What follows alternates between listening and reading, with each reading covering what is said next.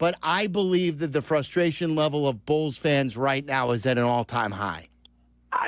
You know what? I'm not about to doubt your statement, and I could care less what the Bulls fans think. Who gives a damn? But fans are fans. I'm a Bulls fan. I'm a Bulls fan longer and more deeply invested than any of the knuckleheads talking about. But aren't you frustrated? I'm frustrated. I didn't go to a game last year. I'm not going to be frustrated with the process. You don't have to. Let me ask you this: how many overall number ones have made a massive difference since LeBron James?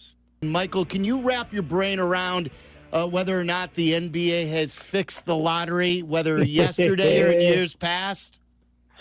First of all, I want this conversation to get through, but we're going up FDR in New York City at rush hour, so God only knows whether you guys will hear me for long. But I just think that's going to be your response to Sylvie's question about the NBA fixing the lottery. No, that will not be it. I said for 2 weeks, if I was ever going to fix the lottery, this one would be it. And so you guys aren't going to want to hear my answer to this or why. But I thought, the two cities I live in, the three cities I live in, Washington, Phoenix, Chicago, I wouldn't let them go to Salt Lake City. I wouldn't let them go to New Orleans. I wouldn't let them go to – there was some places that just no, can't go there. But if I was going to fix it, to just optimize it for the league, it would be either Dallas, Philly, or San Antonio. So when that happened last night, it was like, oh, my God. It's going to open up so many possibilities now. Like Milwaukee should be on the phone calling them now, saying we got to trade Giannis. We know we got to trade Giannis. We want this kid. We want Cooper Flag here in Milwaukee. And it just creates so much intrigue for the league if it was going to be one of those three places, and it is. And now what? So what's your what's your answer? What's your conclusion? Well, I don't know if they'll trade him. No. Oh no, was it fixed? I don't know. I don't believe. Can it? I thought you were going to shout me down, as you like to put it. Like I'm not going to shout you down. I don't particularly believe it. But if you got me in a room with like experts and people who were insiders, and they had some knowledge, I wouldn't be like, it wouldn't knock me off my feet if it was. I think that you have these assets, these 18, 19-year-old people, they're too important to just let them go wherever. Like, what business would do that? What other business would do that? They wouldn't.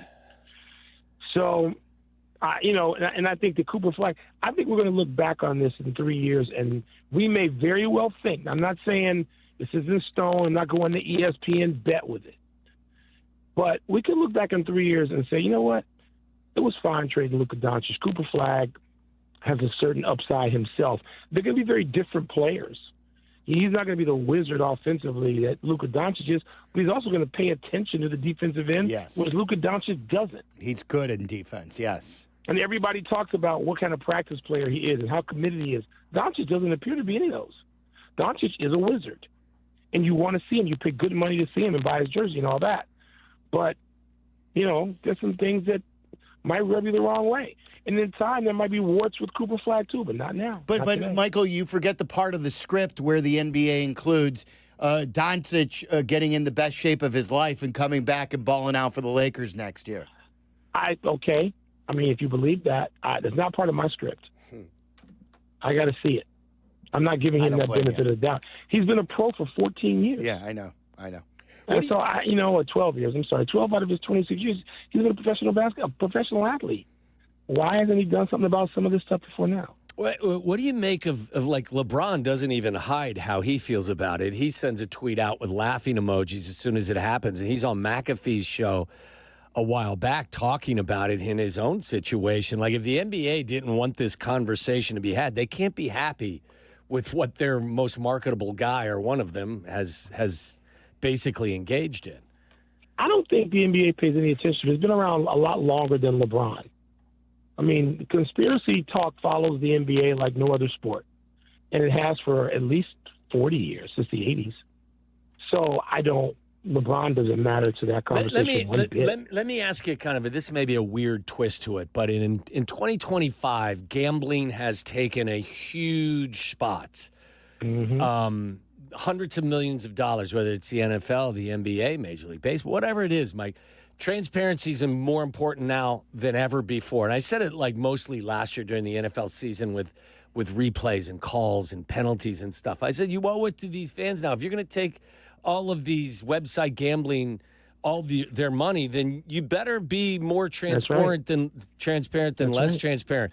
Do you think there's anything on that front that the NBA should address going forward? Nah, I want you because to me it would just be hypocritical. Whatever you address, the answer that will come back from somebody like me is you got in bed with them to take their money, to take their billions. I don't really necessarily believe anything that you say.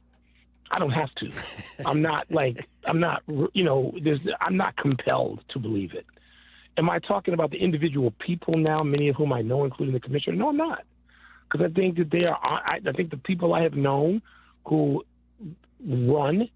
administrate the National Basketball Association and the NFL and Major League Baseball are honest people. And I would say that about Bud Selig or, David Stern or Roger Goodell or Pete Rose. I would. So individually, do I charge any of them with that? Nope.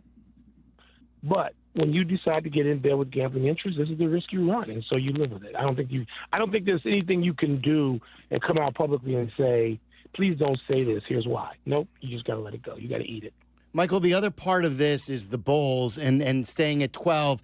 Your premise to us has always been, look, Giannis was drafted here. Jalen Brunson was drafted here. Jimmy Butler was drafted here.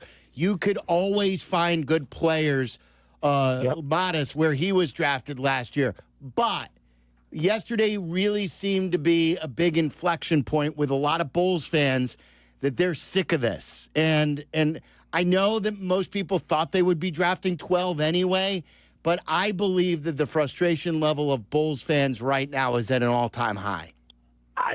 You know what? I'm not about to doubt your statement, and I could care less what the Bulls fans think. Who gives a damn? But fans are fans. I'm a Bulls fan. I'm a Bulls fan longer and more deeply invested than any of the knuckleheads talking about. But aren't you frustrated? I'm frustrated. I didn't go to a game last year. I didn't go to a game either, and I get paid to go to games. But this is what it is now. You could be frustrated with the people who didn't find somebody at 4, didn't find Halliburton at 4 instead of Patrick Williams, and then paid him $90 million subsequent to that. You can be frustrated with them. I'm not going to be frustrated with the process. You don't have to. Let me ask you this. How many overall number ones have made a massive difference since LeBron James? Well, overall number 1 picks. I think we could find quite a few. No, I think you could find like 3 or 4. Like Derek, and I know Odin Derrick was Rose bad, but KD was 2. You got to, like you always say, you always have to scout it correctly. Yes. You don't have to have one. Let's just look at today's playoffs. We don't need to go any further. They're frustrated. Joker was available. Shai Gilgeous-Alexander was available. Steph Curry was available. But they didn't need him at the moment because they had Derrick Rose. Who else is in this playoff? He's a number 1 who was panning out. But all the other teams weren't number 1s. So you got these teams. I'm sorry, Jalen Brunson, who only lived and played in Chicago. He was second round. Mm-hmm. I don't want to hear from fans. I don't want to hear it. It's just lazy BS. But that's what it is. But I there's a difference between what you're saying and a fan base. Like, they've been to one Eastern Conference Finals since Michael. We're going on a quarter of a century. We're over a quarter of a century. It's 27 years, Michael. Yeah. And they've won one Eastern Conference Final playoff game. Fans are pissed. We expect better.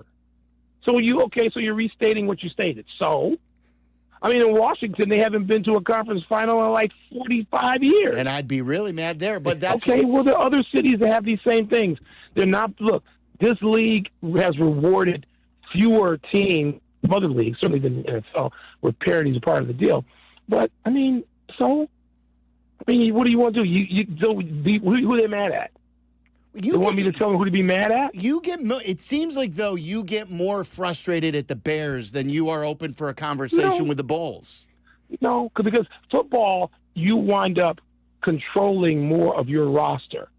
And it is basketball. You do have this. First of all, you got to scout in both, and scouting is the life's blood of every sport.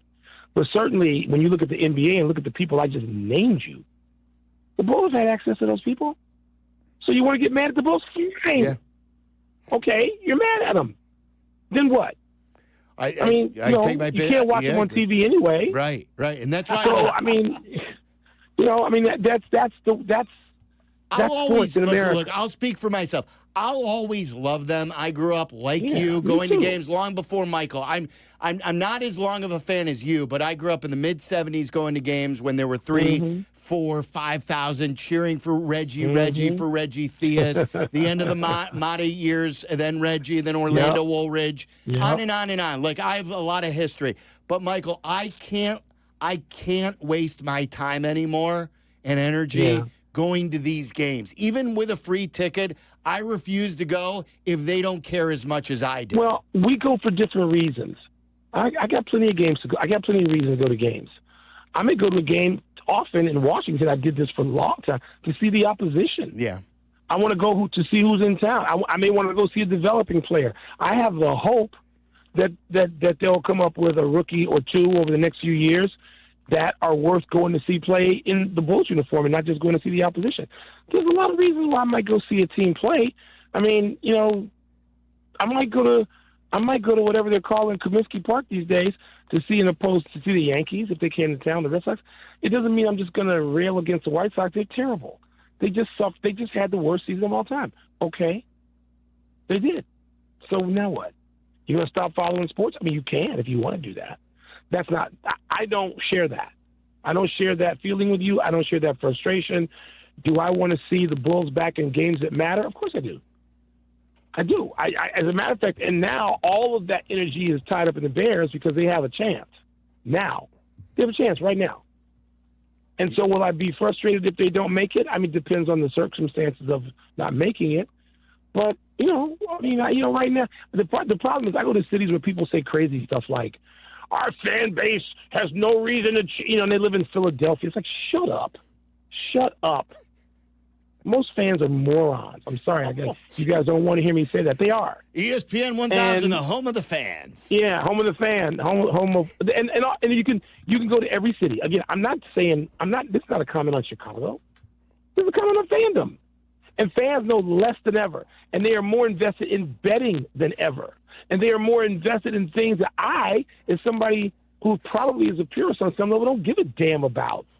So I'm not going to care about how frustrated they are. Then don't go.